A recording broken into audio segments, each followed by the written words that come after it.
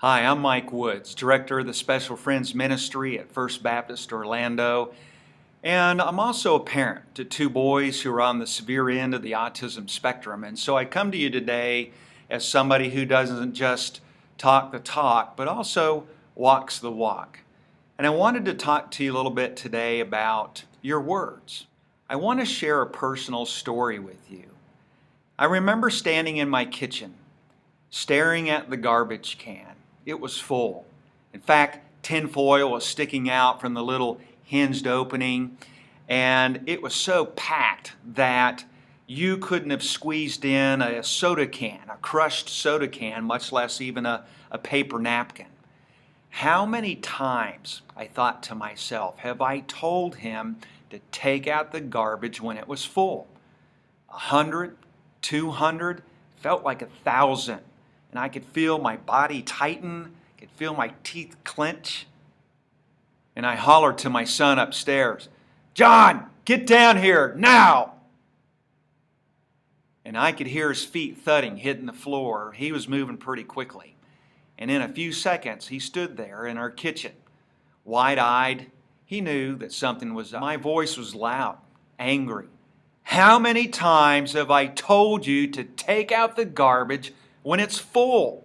When are you going to start to realize and to be able to do things on your own that when the garbage is full, you have to take it out? I was in Marine mode now, and I was just about to fire another round of words when I heard it. Do I speak to you when you mess up like that? And even though there wasn't anybody in the kitchen and I didn't audibly hear those words, I knew who was speaking to me. No, Lord, you don't.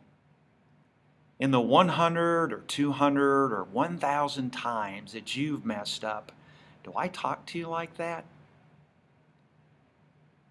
No, Lord, you don't.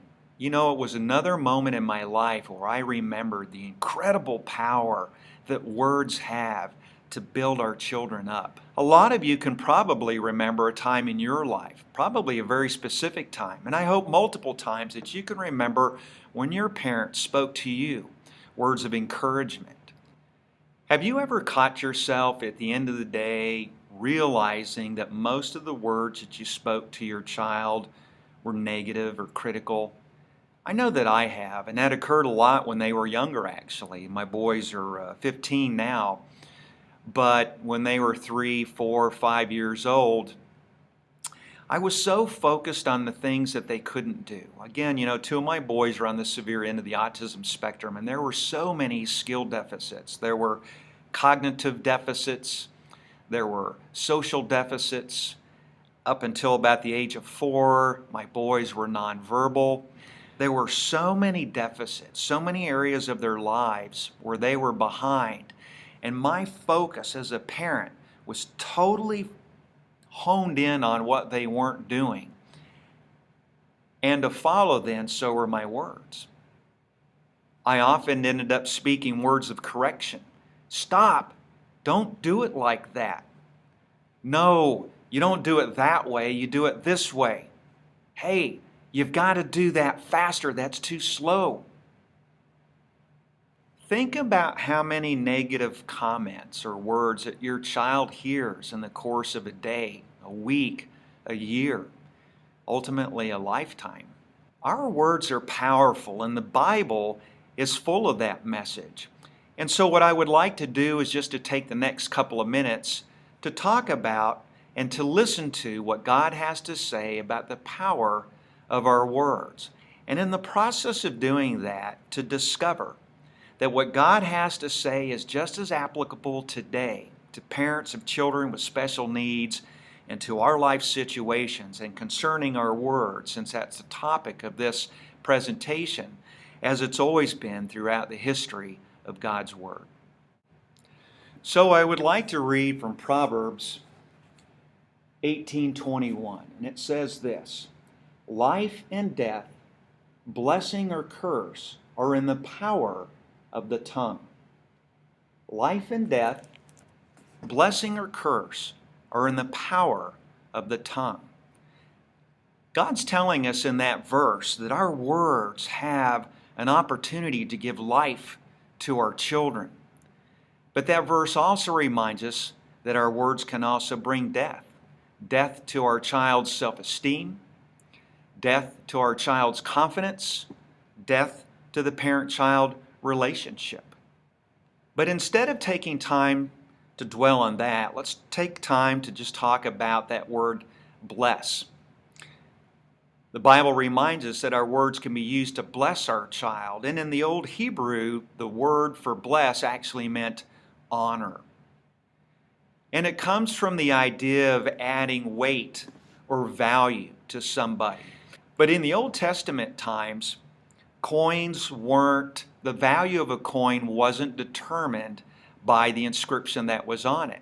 Now, there might have been an inscription on the Old Testament coins and probably the picture of a ruler, whoever was ruling at the time.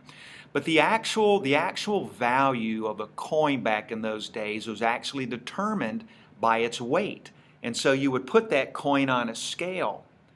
And the heavier that coin was, the more value, more weight, the more value that coin had. And that's the concept behind this term blessing, or using our words to bless our child.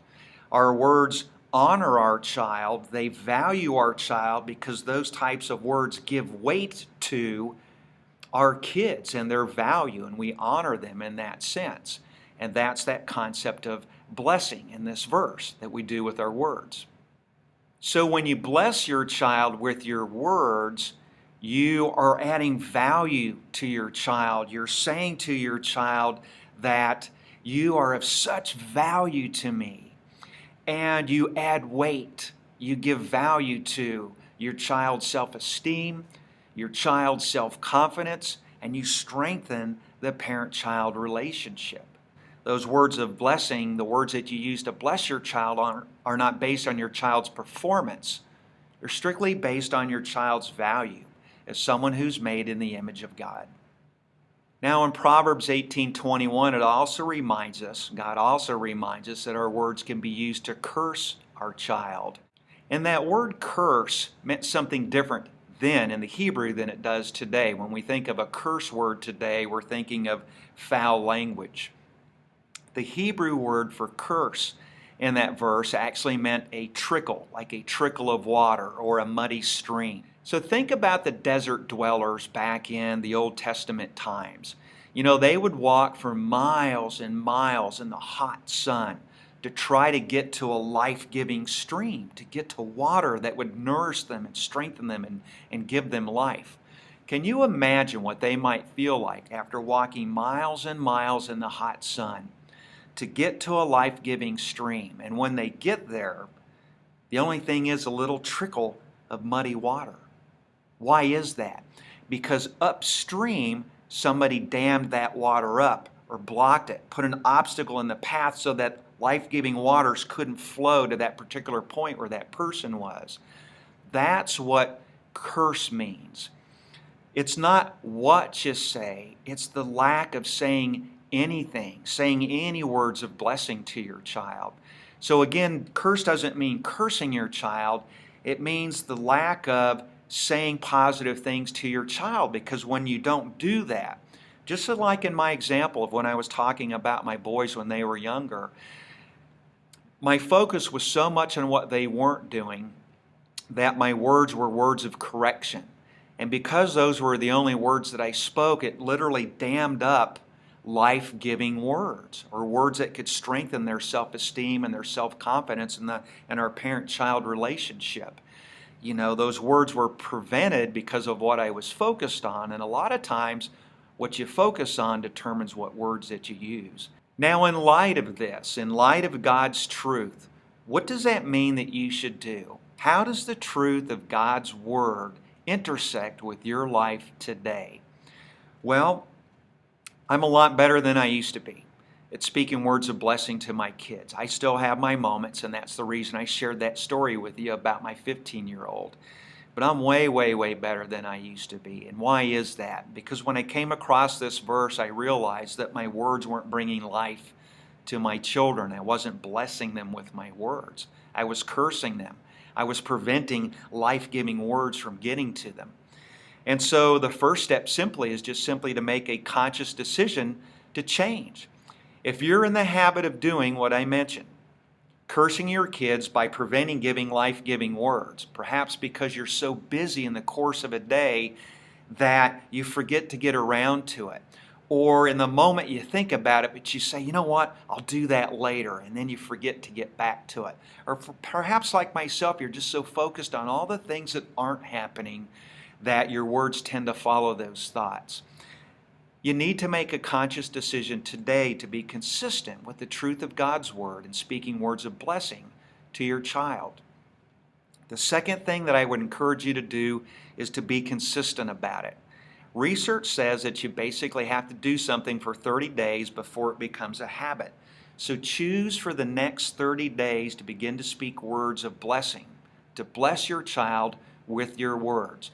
Now, the easiest way that I found to do that, well, here's the hardest way. The hardest way that I found to do that is by adding yet another thing to the plate of all the stuff that you have to do, to add another item to your to-do list.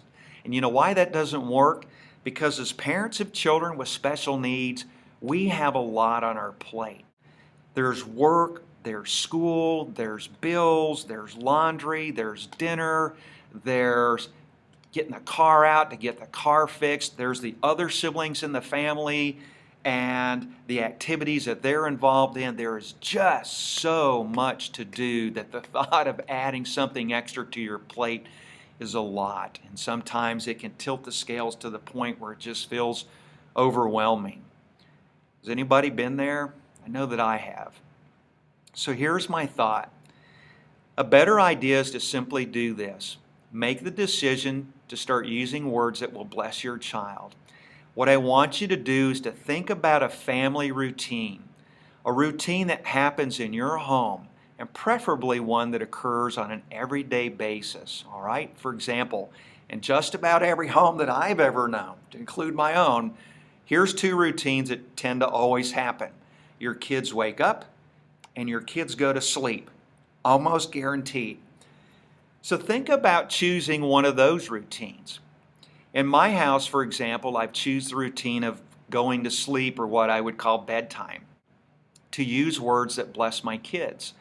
Now, there's a lot of other times during the course of the day I could do that, but between being at work for the better portion of a day, coming back and trying to get involved and getting them started on homework, and working on my relationship with my wife and trying to carve out time for that, sometimes if you're not careful, before you know it, you can realize you haven't spoke any words that bless your child. Now, obviously, you could speak those words any time of day, and we should be speaking those words any time of day.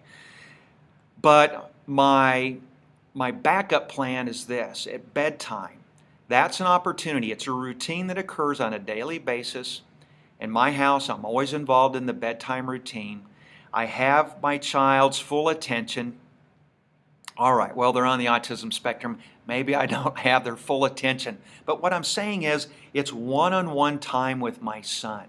He's there, I'm there, he's in bed, and this is a perfect moment for me to speak words of blessing, or to bless him with my words. And what better way to end the day than speaking words that bless your child?